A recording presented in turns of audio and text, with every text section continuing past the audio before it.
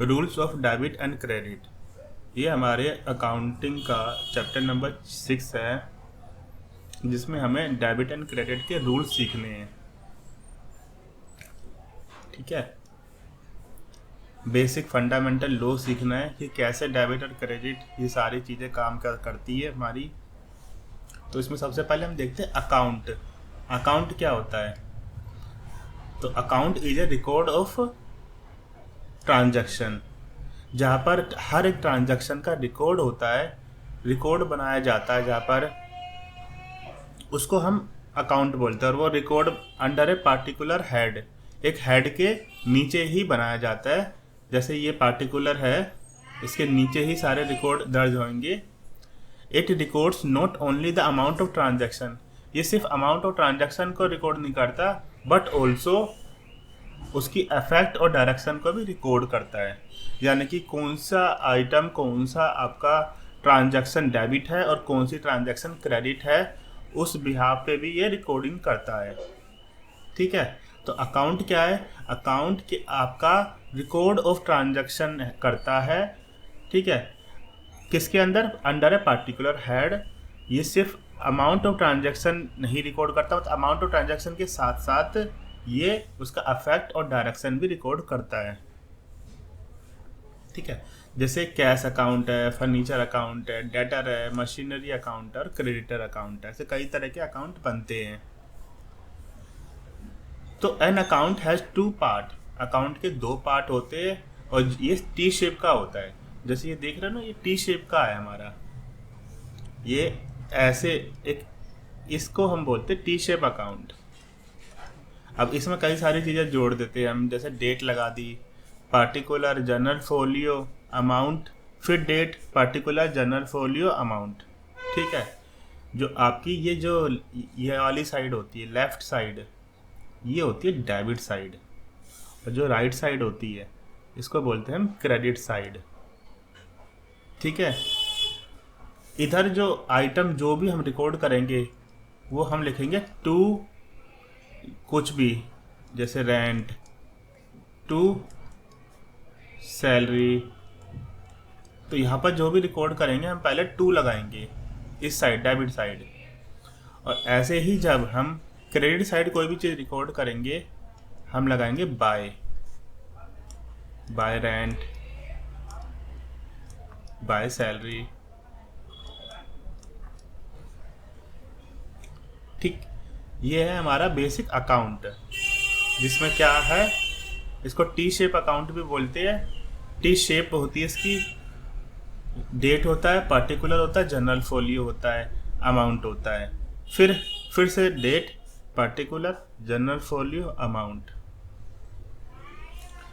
तो left side of an account is known as debit, जो left side होती है अकाउंट की, ये अमाउंट तक, डेट से लेके अमाउंट तक, उसको डेबिट साइड बोलते हैं।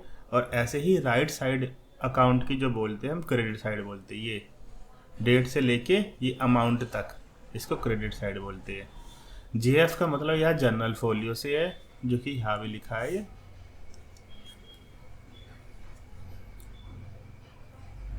अब हम rules of debit and credit की तरफ बढ़ते हैं। तो ये इसमें हमें ट्रेडिशनल रूल्स भी देखने हैं और मॉडर्न रूल्स भी देखने हैं। ट्रेडिशनल रूल में क्या आता है आपका? ट्रेडिशनल रूल में अकाउंट पर्सनल फर्स्ट है, रियल सेकंड और नॉमिनल थर्ड। बेसिकली ये तीन अकाउंट होते हैं हमारे ट्रेडिशनल में, पर्सनल अकाउंट, रियल अकाउंट और नॉमिनल अकाउंट। ठीक है, पर हमने इसको और ज़्यादा डाइवर्सिफाई करा और इसको विभाजित करते हुए हम आगे बढ़े हैं। तो हमने यहाँ बना दी पर्सनल अकाउंट और इम्पर्सनल अकाउंट। इम्पर्सनल में तो ये दोनों आ जाते हैं, रियल और नॉमिनल। और पर्सनल अकाउंट में आपके तीन ये छोटे छोटे ये चीज़ें आ जाती है, जैसे नेचुरल पर्सनल, आर्टिफिशियल पर्सनल और रिप्रेजेंटेटिव पर्सनल।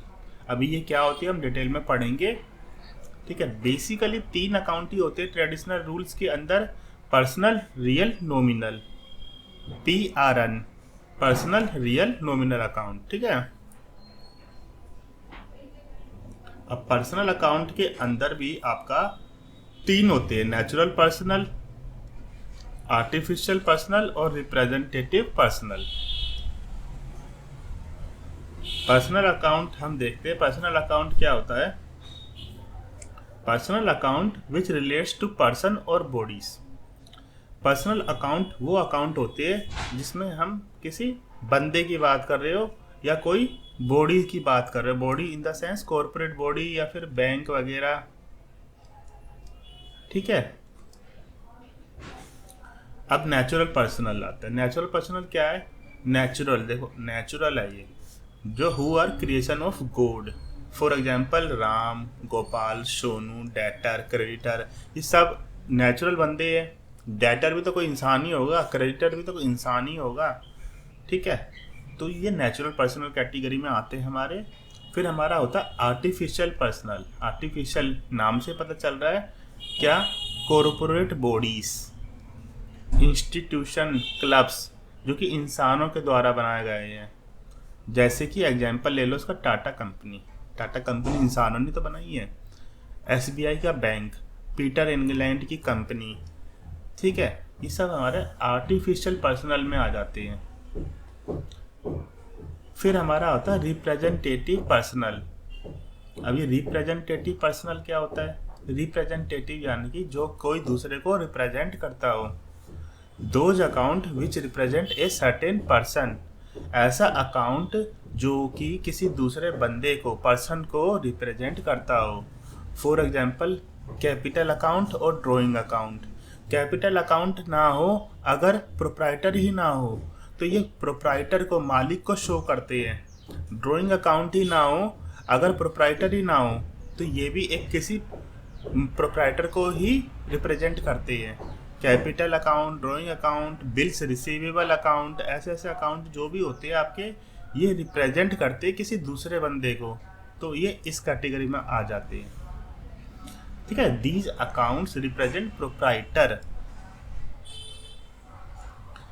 फिर इसमें और भी आते हैं जिसके आगे प्रीफिक्स या पीछे सफिक्स लगाओ तो वो भी आपके रिप्रेजेंटेटिव पर्सनल अकाउंट में आ जाते हैं।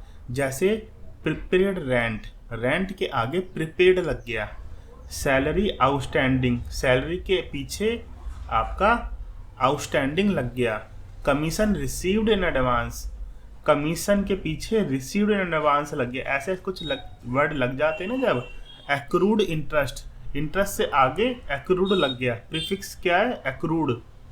तो ये सब ऐसे अकाउंटों को हम बोलते हैं रिप्रेजेंटेटिव पर्सनल अकाउंट। अब हमारे आता है रियल अकाउंट, जो कि हमारे इम्पर्सनल का सेकंड है। ये हमने देखा था ना, इम्पर्सनल, पर्सनल अकाउंट। तो पर्सनल अकाउंट जो कि पहला है ही, इसमें तीन ही कैटेगरी बांट रखी है। इम्पर्सनल में आपका रियल और नॉमिनल आता है। रियल आपका सेकंड अकाउंट है। रियल अकाउंट में क्या होता है?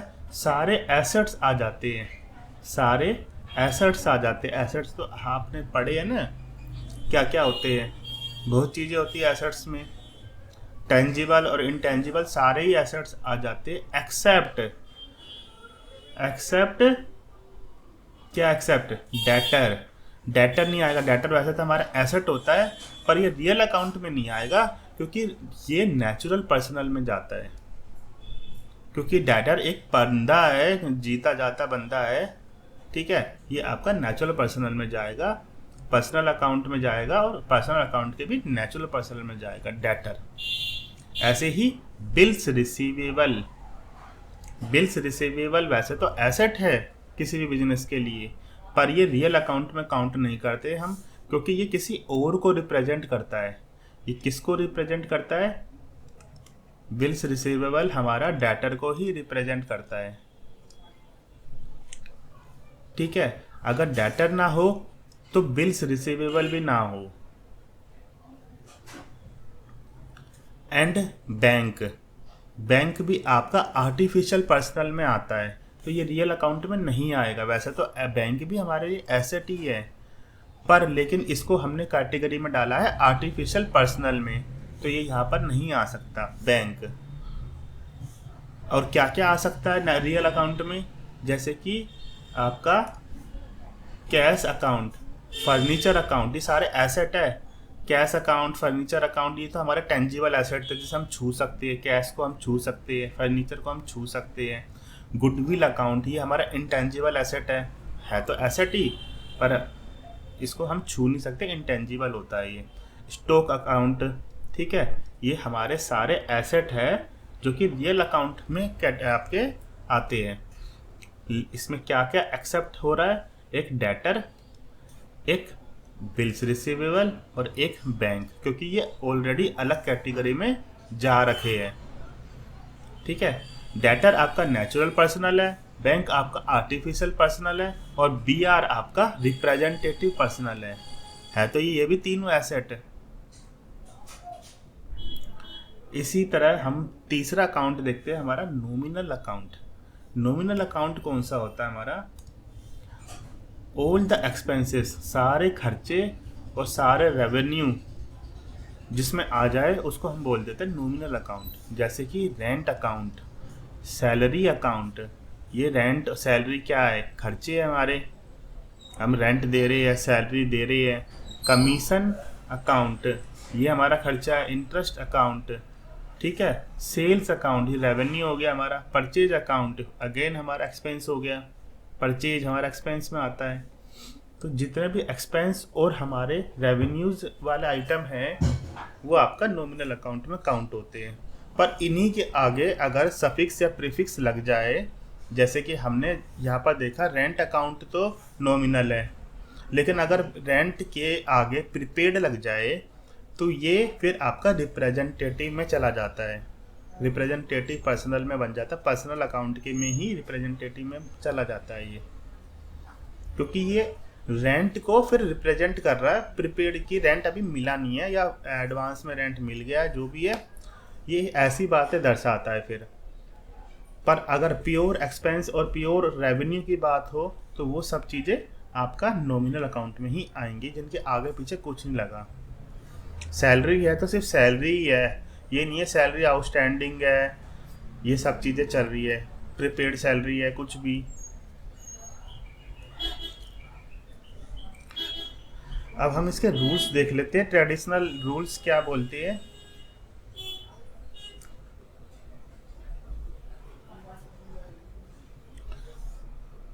अच्छा, ये आ गया आपका पर्सनल अकाउंट जो कि हमारा पहला था।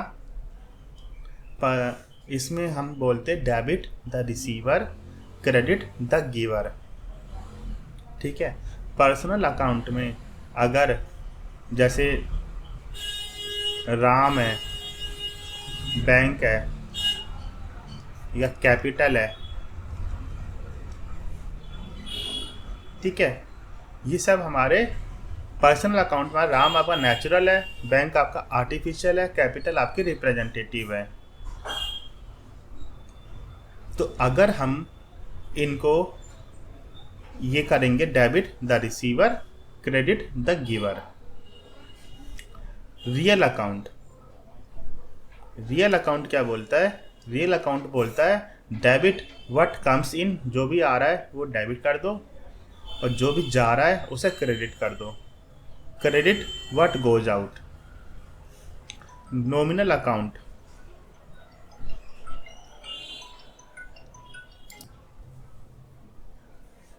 इसी की तरह हमारा नॉमिनल अकाउंट। नॉमिनल अकाउंट में हमारा जो भी एक्सपेंस होंगे या लॉसेस होंगे वो डेबिट होंगे। Debit all expenses and losses, और जैसे ही ऑल इनकम्स होएगी, गेन्स होंगे जो भी, वो क्रेडिट हो जाएंगी। तो credit all income and gains. ये थे हमारे ट्रेडिशनल रूल्स। अब आ जाते हैं मॉडर्न रूल्स, जिसमें सिंपल क्लियर का रूल चलता है। Clear, C for capital, L for liability, E for expense, A for asset and R for revenue. Capital, liability, expense, asset, revenue, ये हमारे मॉडर्न रूल्स होते हैं। हमारे कुछ लायबिलिटी के एग्जाम्पल दे रखे यहाँ पर, जैसे क्रेडिटर हमारे लायबिलिटी हो गई, लोन्स या बिल्स पेबल हमारी लाइबिलिटी हो गई, आउटस्टैंडिंग एक्सपेंसेस, यानी आउटस्टैंडिंग एक्सपेंसेस यानी कि विच इज पेबल, मतलब जो हमें पे करने हैं, अभी हमने पे करे नहीं है, हमारी सर पे लाइबिलिटी खड़ी है ये। एक्सपेंस के कुछ एग्जांपल होगा, रेंट हमारा एक्सपेंस है, सैलरी हमारा एक्सपेंस है, परचेज, इलेक्ट्रिसिटी, ये सब हमारे कुछ एक्सपेंस है, उसके एग्जांपल है। ऐसे डेटर आपका एसेट में आ गया, debtor, cash, bank, BR, machine, सब हमारा एसेट है। ऐसे ही हमारा रेवेन्यू में आ गया सेल, इंटरेस्ट रिसीव्ड, ये सब हमारा रेवेन्यू होता है। सेल करेंगे जब भी हमारा रेवेन्यू, इंटरेस्ट कुछ मिल गया कहीं से, कमीशन मिल गई, इंटरेस्ट मिल गया, तो ये भी हमारा आ गया रेवेन्यू में। अब इसके रूल्स देख लेते हैं, इसके रूल्स किस प्रकार काम करते हैं।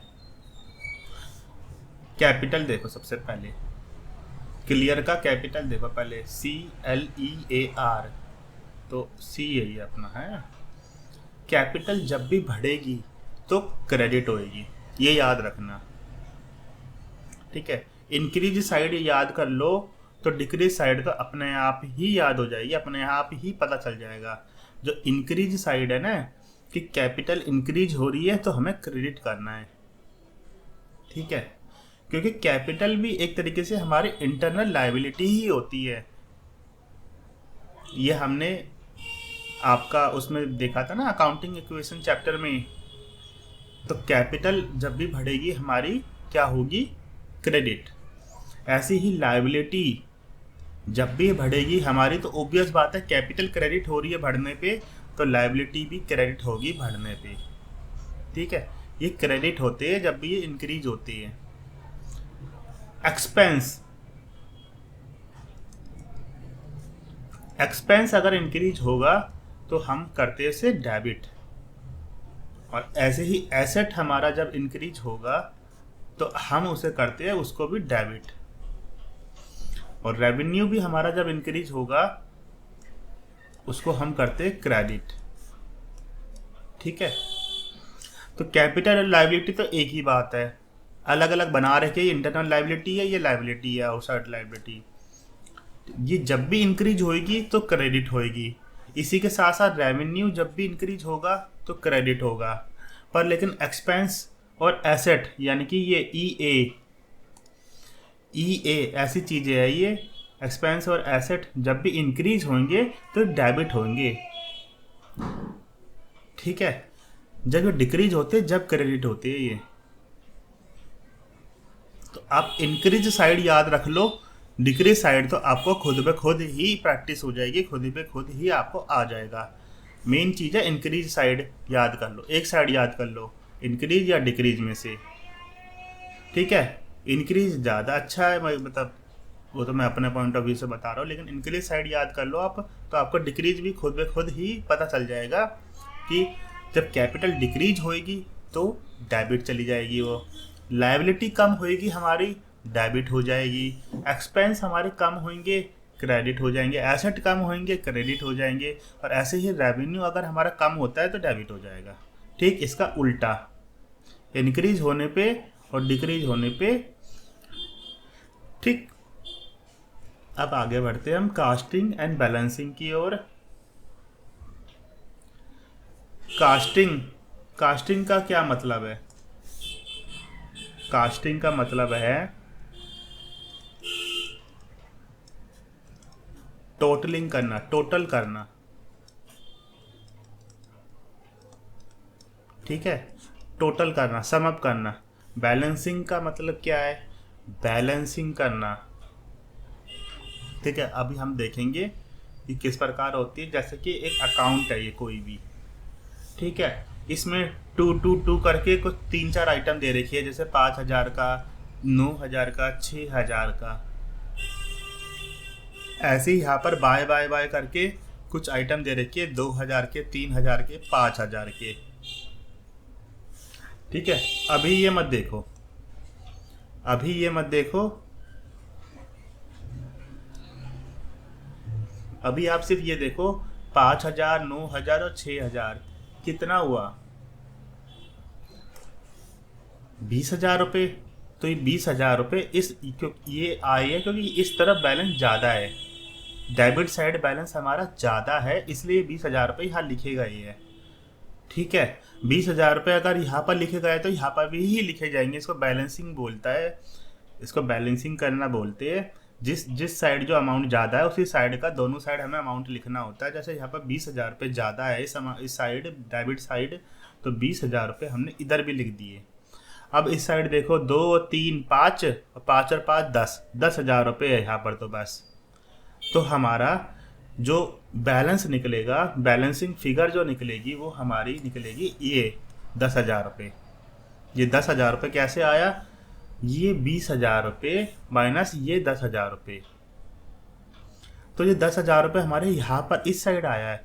पर ये आया क्यों है? इस साइड क्रेडिट साइड आया है। ये क्यों आया है साइड? क्योंकि डेबिट साइड ज़्यादा थी, ये इसलिए तो क्रेडिट साइड ज़्यादा आया है। तो इसको हम बोलते हैं डेबिट बैलेंस, इसलिए हम इसे बोलते हैं डेबिट बैलेंस, क्योंकि डेबिट बैलेंस हमारा ज़्यादा था, इस वजह से हमारा ये यहाँ पर लिखा गया है 10,000 रुपये। अगर ये ज़्यादा नहीं होता, इधर ज़्यादा होता, क्रेडिट साइड ज़्यादा होती, तो इस साइड लिखा जाता टू बैलेंस सी डी करके, बाय बैलेंस सी डी करके नहीं, टू बैलेंस सी डी करके। ऐसे ही इसका उल्टा होता है। अब हमारी जो है क्रेडिट साइड ज़्यादा है, देखो यहाँ 12,000 है या 6,000 है, यानी कि 18,000 और ये 22,000, 40,000 रुपये। 40,000 यहाँ आ गया हमारा ज़्यादा वाला, तो हम इस साइड भी लिखेंगे। ठीक है, अभी इसको भूल जाओ, अभी इसको भूल जाओ, ये तो बैलेंसिंग फिगर है, ये तो बैलेंसिंग फिगर के तौर पे आता है हमारा। ठीक है, अब 40,000 में से हम जब 6,500 और ये आपका 8,000, 8 और 7 आपका 15,000 रुपये माइनस करेंगे तो 25,000 रुपये बचेगा। तो 25,000 रुपये जो ये यहाँ बच रहा है वो इसलिए बच रहा है क्योंकि क्रेडिट साइड आपकी ज़्यादा है। 40,000 रुपये क्रेडिट साइड ज़्यादा है और ये है आपकी 15,000 रुपये। तो 25,000 रुपये जो बैलेंसिंग फिगर आया वो इसलिए आया क्योंकि ये साइड ज़्यादा है। ठीक है, तो ये हमारा होता है क्रेडिट बैलेंस, जो कि हम डेबिट साइड लिखते हैं। आई होप आपको ये आपका चैप्टर अच्छे से समझ आया होगा। अब नेक्स्ट चैप्टर में मिलेंगे जिसमें जनरल करेंगे हम अपने।